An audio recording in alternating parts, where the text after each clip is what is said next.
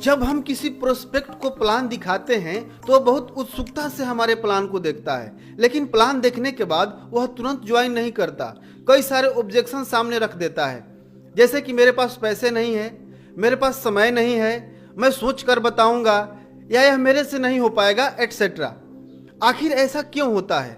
सबसे पहली बात, जब हम किसी को प्लान दिखाते हैं तो हमारे मन में एक ही बात चलती है कि यह ज्वाइन हो जाएगा तो मेरा टीम बड़ा हो जाएगा, मेरा लेवल बड़ा हो जाएगा, मेरा टारगेट अचीव हो जाएगा, मेरा चेक बड़ा आएगा। यानी हम अपने बारे में सोचते हैं, प्रोस्पेक्ट के बारे में कोई ख्याल नहीं आता कि इसकी ज़रूरतें क्या है, इसकी चाहते क्या है, यह क्यों ज्वाइन करेगा।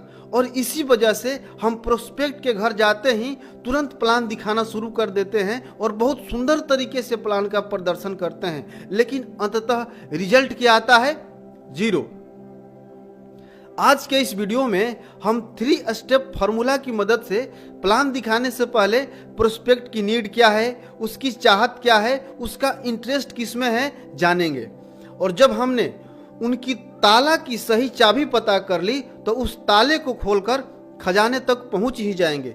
यानी आपका प्रोस्पेक्ट आपको तुरंत ज्वाइन करेगा। और आपके लिए खजाना क्या है? आपका प्रोस्पेक्ट ही आपके लिए खजाना है, क्योंकि वही तो आपका सपना पूरा करेगा। प्लान दिखाने से पहले 3 सवाल पूछना है। अगर आपने यह 3 सवाल प्रोस्पेक्ट से पूछकर इसका जवाब पता कर लिया तो आपका प्रोस्पेक्ट 100% आपको तुरंत ज्वाइन करेगा। प्रोस्पेक्ट से सबसे पहला सवाल पूछना है, at this time what is the most important for you? इस समय आपके लिए सबसे ज्यादा जरूरी क्या है? प्रोस्पेक्ट पूछेगा, जैसे कि आप किस बारे में जानना चाहते हैं या आप क्या जानना चाहते हैं। तो आपको प्रोस्पेक्ट के सामने कुछ ऑप्शन रखना है। इस समय आपके लिए सबसे ज्यादा जरूरी क्या है?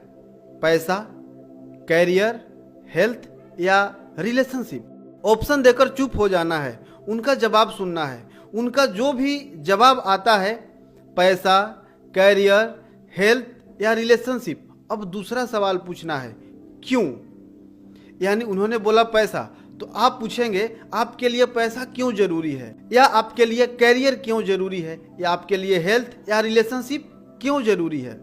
उनका जवाब होगा, मुझे बाइक लेना है, या मुझे घर बनवाना है, या मुझे कार लेना है, या मैं विदेश घूमना चाहता हूँ इसलिए पैसा कमाना चाहता हूँ, या मैं एक लड़की से प्यार करता हूँ और उसके घर वाले तब तक शादी नहीं करेंगे जब तक हम अच्छा पैसा न कमाने लगे, इसलिए मैं चाहता हूँ कि मेरा कैरियर सेट हो जाए ताकि मैं उससे शादी करके अपनी ज़िंदगी अच्छे से गुजार सकूँ।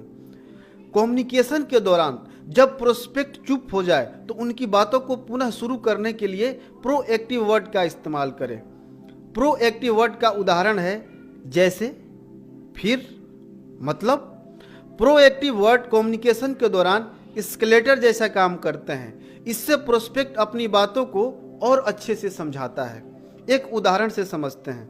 आपने पूछा, इस समय आपके लिए सबसे ज़्यादा जरूरी क्या है? उन्होंने बोला पैसा। आपने पूछा, क्यों? आपके लिए पैसा क्यों जरूरी है? उन्होंने बोला कि कामयाब बनने के लिए पैसे कमाना जरूरी है। इतना बोलकर चुप हो गए।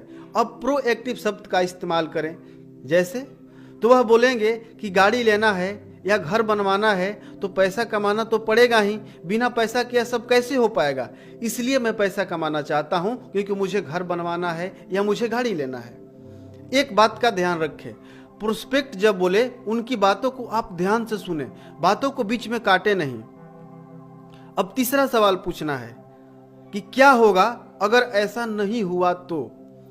आपने बोला कि कामयाब बनने के लिए पैसे कमाना चाहते हैं, या घर बनवाने के लिए पैसे कमाना चाहते हैं, या लड़की से शादी करने के लिए पैसे कमाना चाहते हैं। अगर आप जितना चाहते हैं उतना पैसा नहीं कमा पाए तो आप क्या करेंगे?